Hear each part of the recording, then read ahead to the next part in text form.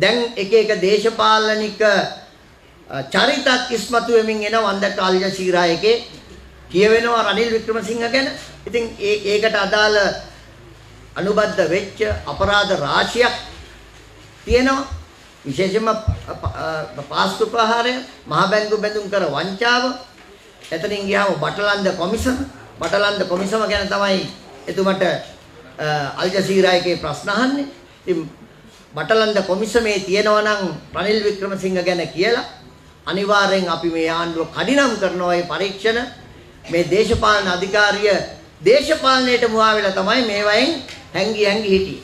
දැන් තරාතිරමකින් තොරව නීතිය එකට ක්‍රියාත්මක කරන්න සමත් ආණ්ඩුවක් බවට පත් වෙලා තියෙනවා. එයා හිටපු අගමැතිද, එයා හිටපු ජනාධිපතිද, නැත්නම් හිටපු පොලිස්පතිද මොනවද කියලා ප්‍රශ්නයක් නැහැ. දැන් දේශබන්දු දෙන්නකෝන් මහත්තයා දැන් හැංගිලා ඉන්නවා. හැංගිලා ඉන්නේ මොකෝ? Taman නීත්‍යානුකූල ක්‍රියාවක් කරා නම් සංගවෙන්න කිසිදු කාරණාවක් නැහැ.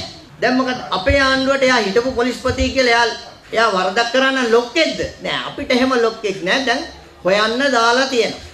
එයා හැංගිලා ඉන්නවා. පොලිසිය හොයනවා. එයා හැංගිලා ඉන්නවා. එයා එළියට එන්නේ නැත්තම් අපි තව ක්‍රියාමාර්ග ගන්න නීතියේ ප්‍රතිපාදන තියෙනවා. මෙන්න චක්‍රලේඛනය.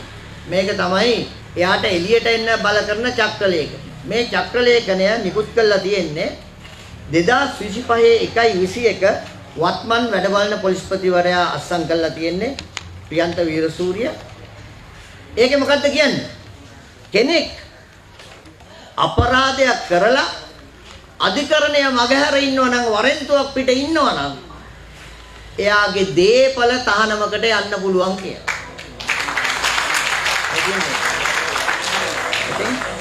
කල් දීලා තියුණා එන්න කියලා. එන්නේ නැත්තම් අපි අපරාධ නඩු විධාන සංග්‍රහයේ 60 වෙනි වගන්තිය, 61 වෙනි වගන්තිය, 62 වෙනි වගන්තිය ක්‍රියාත්මක කරන්න වෙනවා. මේ නීතිය නීති පොතේ තිබුණාට වැඩියම පාවිච්චි උනේ නැහැ. ඒක හින්දා අපිට මේ නීතිය දේශබන්දු දෙන්නකෝගෙන්ම ආරම්භ කරන්න පුළුවන්. ඒක හින්දා තමන්ගේ චංචල සහ නිශ්චල දේපල ටික තියාගන්න ඕන නම් හැංගිලා ඉන්න තැනින් විගහට එන්න. ඇවිල්ලා අඩු ගානේ තමන් මන් දන්නේ කොහොම උපයාගෙනද කියලා ඒවා. ගොඩාක් වත්කම් තියෙනවලු. ඉතින් ඒවා සම්බන්ධ වෙනම කතාවක්. එතකොට මේ චංචල සහ නිශ්චල දේපල ටික තමන්ට තියාගන්න ඕන නම් සැඟවී සිටින තැනකින් විගහට ඇවිල්ලා මේවට ඉදිරිපත් වෙන්න. එහෙම නැත්නම් අපි අපරාධ නඩු විධාන සංග්‍රහයේ 60, 61, 62 වෙනි වගන්තියන් වලට අත ගහන්න වෙනවා. ඉතින් ඒක හින්දා මේකේ තියෙන වෙනස තමයි, මේ ආණ්ඩුවේ තියෙන වෙනස තමයි ඔන්න ඕක.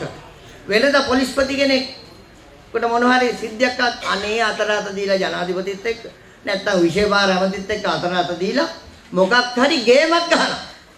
මේ ආණ්ඩුවත් එක්ක එහෙම ගේම් බෑ. එහෙම ගේම් ඉල්ලේ. හරි. එහෙම ගේම් බෑ.